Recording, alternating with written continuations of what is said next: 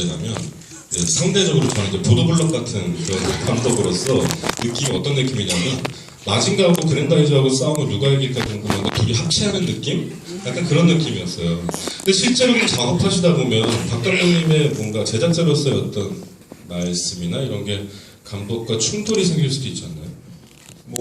근데 제작자이시기 이전에 오랜 세월 알고 있었던 선배 감독님이고, 이렇게 또 좋은 아이디어도 많이 내시고요. 재밌는 얘기도 많이 해주시고, 이상하다 싶으면 제가 다 무시하면 되니까.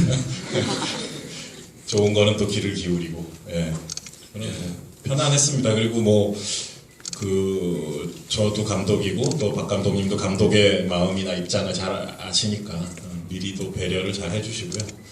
그리고 본인이 아이디어 같은 거 내는 걸 들어보면, 제작자이심에도 불구하고, 원래 근본이 감독님이시기 때문에, 무슨 아이디어를 막 내면, 영화의 등급이 더 세지는 아이디어, 무슨 제작비가 많이 들어가는 아이디어를 막 얘기를 하시는 거야.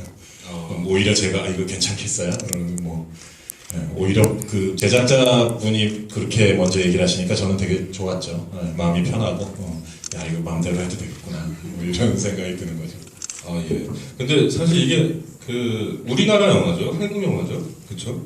네, 연출, 제작, 투자 100% 한국 영화인데 이제 외국 배우와 외국 스태프들을 고용한 과 같이 일한 그런 한국 영화죠. 그렇죠. 그러니까 스토커나 라스트 스탠드는 다르게 그건 이제 감독님이 촬영 감독님하고만 가서 그냥 찍으신 거고 이건 감독님 어떤 시스템을 들고 가서 외국 그 스태프들과 함께 하신 거죠, 배우들과. 그렇죠. 박찬욱 감독님, 김지훈 감독님 경우는 이제 폭스나 라이언스 게이트 같은 이제 미국 스튜디오에 가서 연출을 하신 거고요. 이거는 한국에서 기획하고 진행한 프로젝트인데 대신 이제 외국 배우들이 한 90% 이상 있고 그러다 보니까 현장 진행 자체는 이제 미국식, 영국식 방식으로 했고 스태프들도 한 90%가 외국 분들이었기 때문에 진행 자체는 외국식이었던 것 같아요. 예. 밥도 체코 밥차고. 체코 밥차요? 체코 밥차면 체코밥이 나오나? 소세지. 만두 공통이군요, 소세지. 아니 외국 시스템이라는 게 어떤 건지 저도 사실 잘 모릅니다. 모르는데 근데 그냥 이렇게 들리는 이야기를 들어보니까 이 영화를 감독이 영화사상 가장 짧은 시간 안에 만드셨다 이렇게 들었어요. 3개월? 2개월 반? 이 정도? 2개월 4주. 2개월 4주면 3개월 아닌가? 2개월 28일. 2개월 28일이요? 2개월 4주. 그러면 그 전에 감독님의 영화보다 굉장히 짧은 거죠? 네, 기간으로 쳐도 프란다스에게나 마더가 한 3개월 반, 4개월 찍었으니까요. 가장 짧은 거죠. 그렇죠. 근데 그 액션의 어떤 규모나 그리고 이런 것들이 훨씬 더 커지고 훨씬 더 완성도가 높아진 느낌인데 이게 어떤 차이가 있는 거죠? 외국에 나가면 다 그렇게 뭐가 되는 건가요? 얼마나 힘들었겠습니까, 저희가. 그래서 그 일정을 맞추느라고. 우리나라는 예를 들어 강호 선배님도 계시지만, 괴물 때도 그렇고, 우리 이 작품을 합시다. 그럼 이기투 앞에서 이 작품이 잘 될 때까지 쫙 하는 거잖아요. 근데 외국 배우들의 경우는 에이전트와 변호사들이 딸려 있고, 그 배우의 변호사와 우리 프로덕션 제작사의 변호사가 변호사들끼리 그 촬영 일수를 놓고 서로 막 싸움을 벌이고 있는 거예요. 물론 감독과 배우의 사이는 너무 좋아요. 너무 아름답죠. 서로 사랑한다고 하고 그런데 그 뒤에서 변호사들은 촬영 횟수나 날짜를 놓고 미친 듯이 싸우고 있거든요. 그러니까 날짜를 정말 지켜야 되고 또 무슨 배우 조합 규정이 있어요. 미국 배우 조합 규정이 있는데 그 규정을 아주 정확히 지키더라고요. 그래서 몇 시간 찍고 몇 시간 쉬어야 되고 이런 것들이 있어서 거기에 막 맞춰서 했죠. 그렇게 외국 배우들이 어떤 시스템에 굉장히 야박할 정도로 타이트하게 뭔가 그렇게 해줘야 된다면 상대적으로 두 한국 배우가 약간 먼저 외국 배우 찍어주고 나중에 찍고 이런 건 혹시 없었나요? 있었나요? 너무 민감한 걸 물었나요, 제가? 그런 거는 있을 수가 없는 게 배우만 남아서 찍을 수는 없잖아요, 그죠? 그렇죠. 스태프들이 다 움직여야 되니까. 그러니까 똑같이 스태프들이 시간이 되면 이제 스톱하니까. 알겠습니다. 멍청한 질문이었습니다. 고백하다 멍청한 질문이었습니다. 아니 그 사실은 이렇게 보다 보니까 저는 굉장히 깜짝 놀랐던 게 워낙에 어마어마한 배우들이 이렇게 많이 나오는데 이를테면 뭐 제이미 벨 같은 배우가 초반에 그냥 확 죽어버린다거나 틸다 스윈튼이 저는 그렇게 죽을지 몰랐고 그 타이밍에 죽을지 몰랐으며 죽었을 때 최소한 죽은 모습을 한 몇 커트라도 더 보여주지 않을까 생각했는데 정말 가차없이 그냥 팍 죽고 넘어가더라고요. 이건 원래 그렇게 계획을 하신 건가요? 아니면 현장에서 원래 찍었던 컷이 있는데 그냥 안 쓰신 건가요? 찍은 샷이 없습니다. 그리고 죽을 때 죽어야죠. 그래야 스토리가 앞으로 나갑니다. 커티스도 앞으로 나가고 저도 물론 가슴이 아프고요. 특히 제이미 벨 군은 참 제이미 벨이 그저께 애를 낳습니다. 그래가지고 아빠가 됐는데 아들이라고 합니다. 이름은 모르겠고 그 제이미 벨 군 같은 경우 자기가 정말 교실칸까지 꼭 가고 싶다고 교실칸에 자기를 넣어주면 정말 아이들과 재밌는 애들립을 할 수 있는 게 많은데 그래서 그런 얘기 하더라고요. 그래서 가라고 안타깝네요. 교실까지 끝나져 있으니까 스토리에 어떤 그게 있으니까요. 예, 전진하는 이야기, 전진한다. 사실은 이 영화가 어쩔 수 없이 굉장히 많은 어떤 그 상징이랄까? 이런 것들을 읽게 되는데, 상징을 따라서 읽다 보면, 다른 것들이 보이고, 결국에, 내가 초반에 이렇게 잡고 있었던 상징이 마지막에 가니까, 별 의미가 없고, 다른 메시지를 얻게 되는구나, 이런 느낌이었어요. 근데 사실 이 영화가 지금 그 상징을 어떻게 읽느냐 혹은 상징을 읽는 게 맞느냐 아니냐 이거 굉장히 좀 왈가왈부 말들이 네티즌 사이에 많은 것 같은데 그런 거에 대해서 혹시 들어본 적 있으신가요? 저는 뭐 상징에 익숙한 편은 아니고요. 그런 걸 억지로 뭐 구사하려고 그런 건 아닌데 뭐 영화를 다들 보셨으니까 편히 얘기하겠지만 뭐 제가 이 영화에서 하고 싶은 말은 다 모든 게 다 송강호 선배님의 캐릭터를 통해서 그 옆에 아성양도 있지만 그 남궁민수를 통해서 제가 하고 싶은 모든 말은 거기 다 들어있는 것 같습니다. 이 인물 자체가 강호 선배님 자체가 하나의 큰 이 영화의 뭐 주제나 이야기를 다 담아내는 존재라고 생각이 들고요. 그 커티스는 사실 앞으로만 가려고 하잖아요. 계속 앞으로 가도 사실 앞칸도 기차인 거죠. 결국은 기차 안에 있는 거고.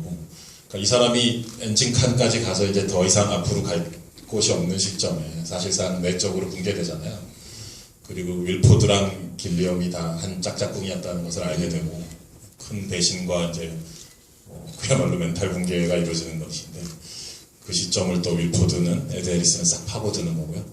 그렇지만 사실은 앞으로만 가려고 했던 커티스만 있었던 게 아니라 사실은 강호 선배 계속 창밖을 바라보잖아요. 강호 선배의 비전은 이제 창밖을 향해 있는 거죠.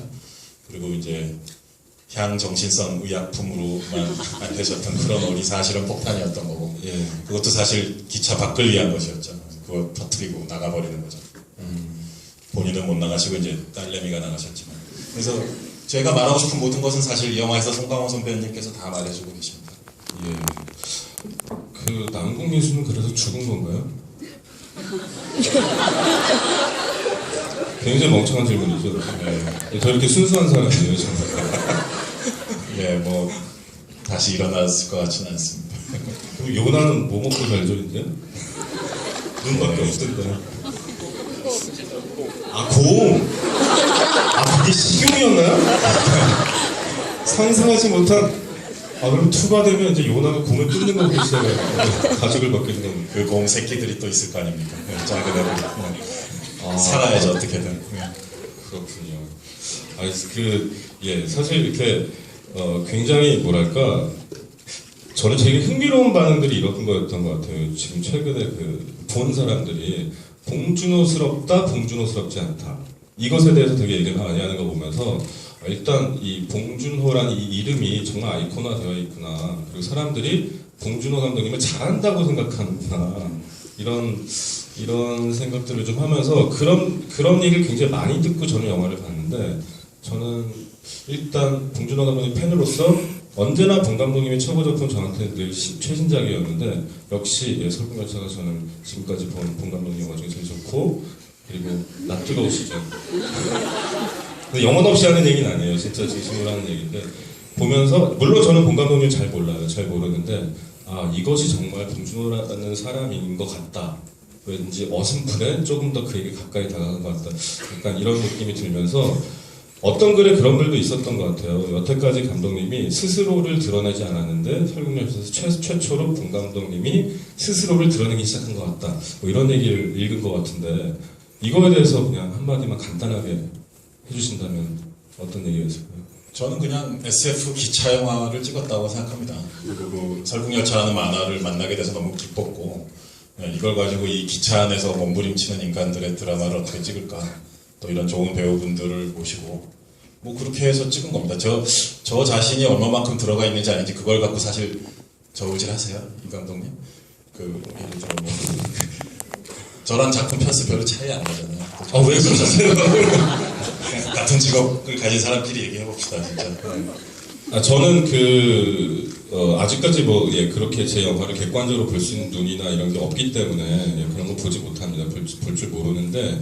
근데 저는 여태까지 만들었던 두 편의 연출작에서는 다 보여줬다고 생각해요, 저를. 그래서 사람들이 영화뿐만 아니라 나까지 싫어하는구나라는 걸 깨닫게 됐죠. 이거는 영화 탓이 아니라 내 탓이었구나라는 걸 뒤늦게 깨닫게 됐죠. 저희가 원래 긴 시간을 할애받지 못했어요. 그리고 선물도 이따 드려야 되는데 일단은 저 포스터 7장 사인 포스터를 이따가 세 분이 그냥 어떻게 드리고 싶은 분들한테 이렇게 나눠주시면 될 것 같아요. 그래서 어떤 기준으로 드릴지는 그냥 편하게 생각을 해주시면 될 것 같고 저보다는 사실 지금 앉아 계신 분들이 훨씬 더 궁금증이 많으실 텐데 마이크를 드리고 질문을 몇 분 받아볼게요. 저분이 제일 번쩍 되셨네요. 그 손에 이거 들고 계시는 마이크가 갈 것 같은데 뒤에서 오고 있습니다. 여기 앞에 두 번째 남자분이요. 지금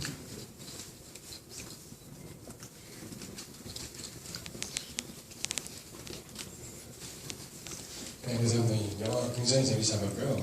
굉장히 팬입니다. 저희 히어로이신데. 영화 보면서 한국에서는 없던 스타일의 영화는 분명 많은 것 같아요. 아프다하고 아케이드 게임 같은 것도 많았고 궁금한 게 딱 두 가지 있는데요. 저는 당장 인상 깊게 보는 장면은 그 도끼질 어둠 속에서 전투하는 그 씬이었어요. 좀 마치 박찬 감독님의 장도리 씬이 생각이 나는데 오마주 씬인지 궁금하고요. 그 장면에서 신경 쓰신 부분이 좀 궁금해요. 열차다 보니까 프로피 컷하고 앞뒤 컷하고 사전 컷 몇 개밖에 없으신데 일반적으로 생각하기에는 그렇잖아요. 근데 어떻게 찍으실까 굉장히 궁금했는데 그 장면에 대해서 좀 듣고 싶고요. 그리고 간단한 건데 맨 마지막에 에데리스 윌포드가 저희 커티스한테 들어가 보라고 이렇게 얘기하면서 그 열차를 지칭한 명칭이 영어로 she였던 걸로 기억하거든요. 그것에 대한 좀 얘기 좀 들어보고 싶어요. 명확히 말하면 이제 엔진 뒤에 거부터 말씀드리면 이제 엔진을 영어 표현으로 she라고 지칭을 하게 되는 게 이제 한글 자막에는 그녀가 요즘 좀 예민해 이런 생각이겠죠. 근데 미국 그 영어권에서 보면은 엔진도 그렇고 예를 들어 괴물이나 무슨 그런 생물체를 지칭할 때도 she라는 표현을 많이 쓰고요. 근데 윌포드 주변에 여자들이 꽤 있겠지요. 그런 장면 없었지만 틸다 스윈튼도 엔진 she를 들락날락 했을 것이고 약간 그 건강한 노란색 언니도 계시고 그것도. 근데 어떻게 보면 그 엔진이 윌포드의 아내 내지는 부인 같은 관계. 그러니까 길리엄도 그런 얘기를 하잖아요, 대사 때. 엔진 한 코만 들러붙어서 산다고. 엔진 곁에만 머무른다. 그래서 마치 엔진과 부부관계에 있는 것처럼 또는 완전히 자웅동체 내지는 일심동체라고 해야 되나? 분리가 안 되는 것 같은 느낌을 주고 싶었어요. 근데 영어로 이제 대사 켈리 마스터슨이라는 이제 작가분이 영어 대사 정리하는데 자연스럽게 이제 엔진을 she라고 지칭하게 되니까 저희 영어권 아닌 관객들 입장에서 저도 그렇지만 봤을 때는 더 그런 느낌이 드는 것 같아서 좋더라고요. 자기 마치 부인이나 연인을 지칭하듯이. 횃불 전투 씬하고 이제 그 앞에 도끼 전투가 있죠. 되게 무척 긴 전투 시퀀스인데 올드보이의 오마주를 하려 했던 것은 아닌데 그 장돌이 들고 싸움질하는 것이 그것이 그 복도죠. 긴 복도인데 기차가 원래 좁고 길잖아요. 거기서 또 사람들을 헤치며 나가다 보니 뭐 자연스럽게 그런 생각이 드셨나 본데요. 사실 뭐 다른 의도보다는 커티스가 좀 제일 외로워 보였으면 하는 생각이었어요. 사실은 혼자 싸우는 게 아니잖아요. 거기 뭐 제이미 벨도 있고 같이 싸우고 있는 꼬리칸 전사들도 있는데 그 슬로우 모션 그 장면만 놓고 봤을 때는 되게 좀 외로워 보이거든요. 혼자 모든 적들을 맞아서 몸부림치고 있는 것 같고 음악도 이렇게 탁 바뀌잖아요. 그 전에는 뭐 되게 격렬한 실제 전투 같은 다큐멘터리 같은 빠른 샷들이 막 있다가 갑자기 거기서 우리가 한 발 뒤로 확 물러나면서 참 고독해 보인다 커티스가. 또는 그나마 저 살아있는 생존자들끼리 기차 안에서 인간은 왜 저렇게 싸워야 될까, 좀 이렇게 우리 스스로 좀 측은해지는 느낌이랄까요. 뭐 액션의 어떤 활극의 어떤 흥분을 느끼는 그런 것이 아니라 잠시 그렇게 한 발 뒤로 좀 빠져나오는 느낌 같은 거 해보고 싶었던 것 같아요. 제가 궁금한 거 하나 여쭤볼게요. 사실 저는 요번에 비로소 이게 그러니까 화면 비율이 이렇게 옆으로 긴, 보통 우리가 영화 화면이라고 하는 2.35대 1이라고 우리는 부르는데요. 옆으로 긴 화면이 있고 그리고 옆으로 약간 짧고 위아래로 좀 위아래가 약간 높은 화면, 이건 1.85대 1이라고 부르거든요. 근데 요번에 왠지 감독님의 설국열차는 2.35대 1이 아닐까라고 기대를 했는데 역시 옆이 짧고 위아래가 긴 1.85대 1 화면이에요. 혹시 고민 안 하셨나요? 그리고 왜 2.35대 1로 안 찍으세요? 개인적으로 2.35대 1을 별로 좋아하지 않습니다. 예. 사진도 저 이렇게 세로 사진을 좋아해요. 제 꿈이 이렇게 세로 영화를 찍어보는 거예요. 가로에 대한 트라우마 같은 게 모르겠습니다. 근데 뭐 목이 굵어서 그런가? 근데 하여튼 그 왕가의 화양연화 같은 영화 보면 그게 약간 세로 영화 같은 느낌이 있어요. 예.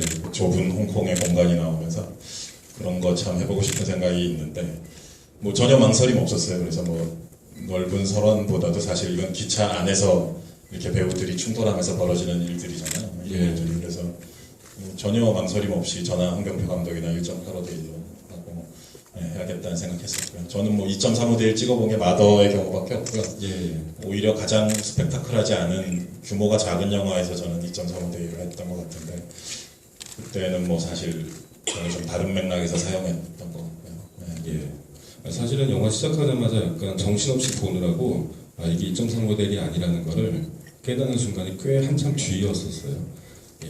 질문 아까 이 손을 번쩍 드신 저기 남자분 아이패드 들고 계시는 맞으시죠? 예, 아이패드 갤럭시 탭 아니죠? 뒤에서 마이크 오고 있어요. 저기 적어오셨나봐요 질문을.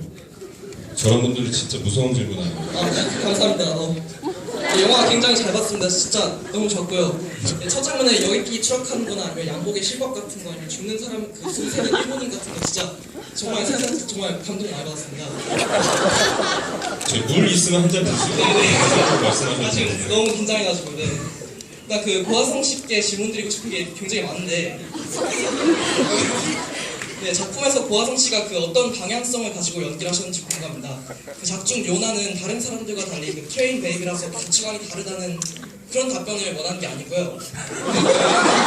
고화성 씨 본인이 어떤 마음으로 작품에 임하셨고 또 작품을 통해 스스로 어떤 성장을 이뤄냈다고 느끼시며 작품을 통해서 그 배우로서 표현하고 싶었던 것은 무엇이었는지 질문 드리고 싶습니다. 또 그 결정 부분에서 제가 가장 인상 깊게 봤던 질문이 이제 그 요나의 실화라는 대사였는데요. 그 백지 상태의 요나가 스토리를 따라가면서 비정상적으로 습득한 가치관을 단적으로 보여주는 대사이자 그 동시에 잠깐만요. 물 진짜 있으시면 한 모금 드시고요. 저는 좀 적어가면서 죄송합니다. 예, 죄송한데 저도 잘 몇 마디를 놓쳐서 두 번째 질문을 놓치고 있었어요. 네. 예, 그러니까 좀 더 편안하게 말씀해 주셔도 될 것 같아요. 굉장히 지금 어려운 말을 쓰시니까 네. 저도 좀 놓치고 있어서. 네, 그러니까 고화성 씨께서 그 이제 배우로서 작품에서 이제 무엇을 이뤄내고 싶었고 또한 무엇을 개인적으로 표현하고 싶었는지를 질문드리고 싶고 또한 그 이제 고화성 씨께서 그 실화라고 말하시는 장면 있잖아요. 그 장면에서 어떤 마음가짐으로 이제 상황을 연기하셨는지 궁금합니다. 이렇게 간단한 질문이었는데 이렇게 쉬운 말이 있었네? 죄송합니다. 네, 물은 드셔야 될 것 같아요. 네. 네, 먼저 이 작품에 참여하게 된 소감 같은 같은 거를 물어보셨죠.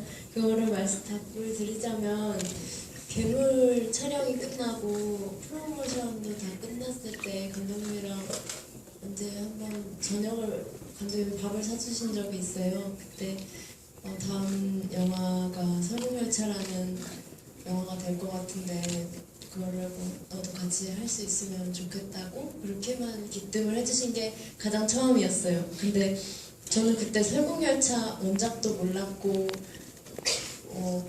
거기 영화에 대한 정보가 아무것도 없었죠. 처음에는 그냥 박찬욱 감독님이 제작하시고 감독님이 연출하시고 아마 선배님도 같이 해주실 거다 이 얘기만 듣고 저는 너무 좋아요. 감독님이랑 다시 하면 너무 좋죠 이랬는데 이제 점점 영화가 프리프로덕션 하면서 자리를 잡아가면서 정말 커지는 거예요. 점점 제작비, 외국의 뭐 의리의리한 스태프분들, 배우분들 이렇게 참여하시게 되니까 점점 처음에는 그냥 무조건 하겠다고 했는데 영화 스케일이 점점 커지다 보니까 점점 부담스러웠어요. 그래서 이제 영화가 틀을 잡아가면서 아 정말 잘해야겠구나, 정말 내가 여기서 해를 끼치면 안 되겠구나 이런 마음가짐으로 했고요. 그리고 두 번째 질문 실화라고 하셨는데 요나 캐릭터는 정말 아까 이해한 감독님께서도 말씀하셨지만 정말 이도저도 아닌 캐릭터라고 생각을 해요. 저도. 그래서 내가 그렇게 이상하게 표현하진 않았어. 이도저도라고 얘기하진 않았고 여태까지 본 적 없었다 이렇게 표현했죠. 본 적도 없고 연아 너무 좋아요. 나사로 빠져있다고 하셨던 것 같은데 네, 요나는 정말 어떤 목표 의식도 없고요, 모국어도 없고 그러니까 일관성이 없는 캐릭터라고 생각을 해요. 그래서 그냥 본능대로 움직이고 요나가 총을 쏴보는데 이게 너무 재밌는 거죠. 사람을 정말 죽인다 이런 인식을 가지고 쏘는 게 아니라 너무 너무 재밌었기 때문에 말리는 아빠한테 그냥 싫어 이렇게 말할 수 있었던 거라고 생각합니다. 예. 거기 질문하겠다고 지금 손을 흔들고 계신 건가요? 예. 아니 두 분이 너무 이렇게 흔드셔서 제가 아는 사람이 그랬어요. 마이크 거기 있죠.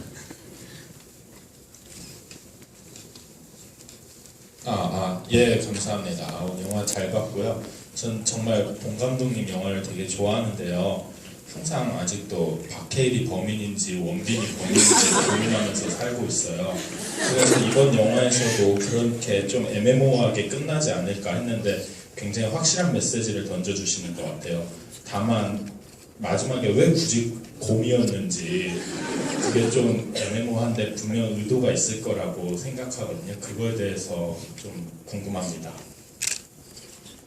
제가 무슨 코카콜라 사로부터 인터넷에 그런 얘기가 많다고 누가 기뜸을 해주던데 기승전 콜라라고 그런 것은 아니고 생명체를 보여주면서 딱 끝나고 싶었는데요. 하얀 설원이에 무슨 기린이나 하마가 있으면 되게 어색할 것 같고 평화로운 순록이라든가 하얀 곰이라든가 근데 물론 되게 음악도 끝에 되게 희망적인 음악이고 긍정적인 이제 인류의 아담과 이브가 새롭게 탄생해서 이제 인류의 새로운 조상이 될 텐데 고화성량은 물론 그 티미 군이 자기 취향이 아니라고 계속 부인했지만 어쨌든 이제 그 둘은 이제 인류의 조상이 새롭게 되고 이제 기차라는 하나의 세계 한 시대가 저물고 이제 완전히 새로운 설국의 설원의 새로운 시대가 시작되는 거고 그 상징으로서 이제 멸종된 줄 알았던 모든 생명체가 끝장이 났다고 생각했지만 한 마리의 동물이 딱 있는 것이죠. 그렇지만 그 둘의 앞길은 되게 쉽진 않을 것이고요. 뭘 어떻게 먹고 그 둘이 애들이 어떻게 헤쳐나가야 될까. 쟤네 둘도 또 프로즌 세븐 그 있었던 그 7명 걔네들처럼 또 꽁꽁 얼어버리면 어떡할까. 그런 일말의 또 불안감 내지는 약간의 걱정거리는 남겨놓고 싶었거든요. 그래서 북극곰이 적절하지 않았나. 곰은 추운 곳에 원래 잘 살던 동물이고 곰은 살 수 있는데 저 애들은 못 살면 어떡하지? 뭐 이런 걱정도 분명히 희망적인 엔딩이지만 그래도 그 마지막 남아있는 두 아이가 두 인물들한테 좀 두 인물을 걱정하면서 극장을 나갔으면 좋겠는 기분을 하려다 보니 북극곰이 제일 적절하지 않았나 뭐 이런 생각을 했었고요. 예. 봉주도 만만데. 네? 질문 그런 무리를 하신 거예요? 그 마이크를 드릴게요. 마이크 저기 뒤에 있는데. 아, 여기. 네, 고맙습니다. 질문 두 가지만 할게요. 일단 봉 감독님 뭐 굵으셔도 매력 있고요. 저 탐나서 그러는 건 아닌데요. 좀 매력 있고요. 하나는 가벼운 질문으로 그 영화 속에 나오는 캐릭터들이랑 실제 성격이 가장 닮은 배우가 누구인지 궁금하고요. 그 온실에서 남이 그 창문으로 봤던 게 커티스한테 결국 설명을 안 해주잖아요. 그걸로 막 그 말하고 싶으셨던 게 뭔지도 궁금합니다. 실제 성격과 그건 단연코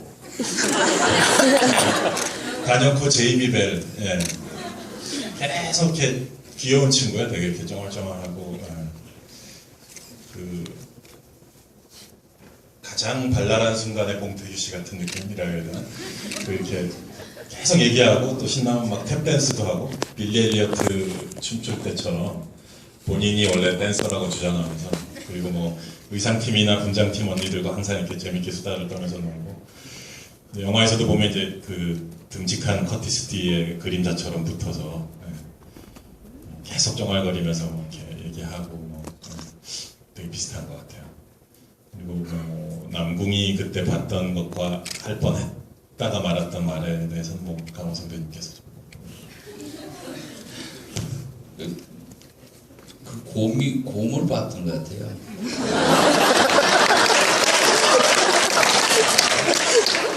생명체를 발견한 거죠. 근데 이제 커티스한테 그런 얘기까지 뭐 대사도 그런 대사가 있지만 그것도 길잖아요. 뭐 곰이 왜 살고 있을까 뭐 그런 얘기까지 하려면은 그 상황에서 좀 어울리지 않으니까 뭐 아무튼 밖으로 나가는 게 살 길이다라는 얘기를 하는 거니까 굳이 뭐 그 대사도 있잖아요. 굳이 뭐 이런 얘기까지 나한테 할 필요는 없을 것 같고 그러면 곰. 아이고, 이제 우리 이렇게 이런 무리수는 두지 맙시다. 근데 예, 거기까지는 인정해 줄게요. 마이크 뒤에서, 예, 저기 뒤에서 내려오고 있습니다. 근데 순간적으로 욕한 줄 알았어요. 안녕하세요. 저는 배우 지망생 장은하라고 하고요. 일단 궁금한 건 7인의 그거 있잖아요. 밖에 나가서 7인이 죽었잖아요. 근데 남궁민수가 그 7인 중에 첫 번째 있던 여자가 앞쪽 기차칸 안에서 청소부가 떼는데 혹시 그 사람이 요나의 어머니인지 그게 궁금하고요. 마지막 결말에서 저는 계속 보면서 느꼈던 게 괴물하고 계속 뭔가 이어지는 것 같았거든요. 남궁이 마지막에 벼투씬에서 종 갖고 싸우잖아요. 그거 보고 남궁이 괴물에서 고화성량을 구하려고 돈 갖고 싸웠던 거 그것도 떠올랐고 또 마지막에 괴물에서도 그때는 아빠가 살아남았는데 지금 여기 설국열차에서는 딸이 살아남아서 나갔으니까 저도 그때도 괴물하고 계속 이어진다고 생각했는데 혹시 괴물하고 이어지게 스토리가 됐거나 아니면 괴물을 떠올리게 연상되게 했는지 궁금해요. 사실 이 두 분의 존재 자체가 사실 괴물 연상할 수밖에 없는 것이고 또 부녀 관계로 나오시니까요, 그죠? 남매가 아니니까는 이미 사실 저 스스로 부정할 수 없게끔 괴물의 흔적이 있는 것이고요. 저도 뭐 그거를 재미있게 생각했던 부분이고 그 남궁민수는 죽고 현서 아니지 요나는 헷갈리네. 요나는 살고 이게 그거를 미리 그 과거 작품을 의식해가지고 그걸 반대를 하고 그런 거 아닌가. 그건 애초에 이제 스토리의 흐름이 있는 거고 이제 이건 미래에 관한 얘기니까 엔딩 자체를 그러니까 땅을 한 번도 못 밟아본 사람들이 처음 기차에서 내려오는 걸 하고 싶었어요. 그러니까 만약에 커티스나 남궁이 살아서 땅으로 내려왔으면 그건 이제 더 옛날 세대가 다시 땅으로 돌아오는 거잖아요. 근데 요나는 태어날 때부터 이제 기차에서 덜컹거리고 있었단 말이에요. 그리고 그 흑이나 이 티미도 마찬가지죠. 더 어린 친구고. 그러니까 기차에서 태어난 새로운 세대들이죠. 그러니까 오히려 땅이나 눈을 한 번도 못 밟아본 애들이 그 땅으로 내려와서 새로운 시대를 시작하는 그런 엔딩을 하고 싶었기 때문에 당연히 이제 커티스란 남궁민수는 아웃되고 요나가 사는 그런 식의 엔딩을 처음부터 생각했었던 것 같고요. 괴물하고 연장선에 있는 건 오히려 그 요나라는 이름하고 그 처음에 등장하는 방식. 그 괴물 마지막에 보면 이제 괴물 입에서 이렇게 꺼내잖아요. 강호 선배님이 이제 아성량을 입에서 이렇게 꺼내는데 그 장면은 정말 출산 장면처럼 찍고 싶었었거든요. 그때 뭐 촬영 감독님하고도 얘기했었지만, 근데 이제 이번에도 그거는 뭐 약간 전작의 느낌과 비슷한 거 있었던 것 같아요. 이렇게 서랍에서 쭉 나오게 되죠. 그 다음에 그 얼어 죽은 7사람들 언덕에 이제 그 너무 일찍 탈출을 시도했다가 이제 얼어 죽은 사람들인데 그 덕분에 이제 매년 학습 교재로 사용되고 있고 참 가슴이 아프죠. 근데 저희도 그런 얘기를 많이 했습니다. 또 시나리오 쓸 때도 저희도 그런 추측을 많이 했고요. 저도 쓰면서도 추측을 하거든요. 남궁민수 부인인 것 같다. 연하 엄마고. 그래서 무슨 일이 있었을까? 이게 만약에 미드 1회차 분량으로 이 세 사람 스토리가 나오면 뭘까? 이런 생각 많이 했었죠. 그래서 근데 그거를 영화에서 너무 노골적으로 또 설명하게 되면 거기 또 본래 이야기의 본 줄기로부터 너무 벗어나기 때문에 그럴 땐 또 냉정하게 가지를 쳐야 됩니다. 사실 마음 먹고 나면 거기서 아주 긴 얘기 할 수도 있습니다. 그래서 그 이누이트족 에스키모 출신이라 그러잖아요. 밖에 나가서 살 수 있다. 그렇게 살 수 있는 자기 노하우나 원래 조상으로부터 내려온 그게 있다. 그러니까 기차 밖으로 뛰쳐나가는 반란을 누가 시도한다면 당연히 그건 아마 에스키모족이었을 것 같아요. 이누이트족. 그래서 근데 이미 교실 칸에서 대사를 보면 15년 전이라고 나오죠, 그죠? 그러면 요나가 한 2살 때쯤이란 말이에요. 근데 애를 데리고 그 바깥에 나가는 그런 모험을 하기는 쉽지 않았을 것 같아요. 그래서 강호 선배가 이제 남궁민수가 애를 맡기로 하고 그 이누이트 그 아줌마가 이제 6명을 더 이끌고 반란으로 나갔겠죠. 아마 서로 약속을 했을 것 같아요. 기차가 1년에 한 바퀴 도니까 이제 나가서 털을 잡아 놓을 테니까 1년 후에 다시 만나자, 돌아와서. 근데 이제 이 애를 데리고 남궁민수는 이제 기차 안에 있었는데 이제 1년 후에 왔더니 차마 그 언덕 하나도 못 넘고 7명이 딱 그렇게 얼어붙어 있는 거죠. 가슴 아프게. 그래서 그걸 봤을 때 아마 가슴이 찢어지지 않았을까. 그리고 이제 학습용 교재가 돼버리고 그때부터 나가면 죽는다라는 하나의 상징으로서. 그래서 저도 그런 생각을 많이 해봤었습니다. 그거를 굳이 영화가 진행되는 와중에 구구절절히 막 설명할 그런 기회는 없었지만. 예. 오늘따라 정말 굉장히 뜨거우시네요. 이쪽 분이 제일 더 먼저 드신 것 같아요. 남자분. 예, 가운데 안경 끼신 분. 네, 안녕하세요. 반갑습니다. 저는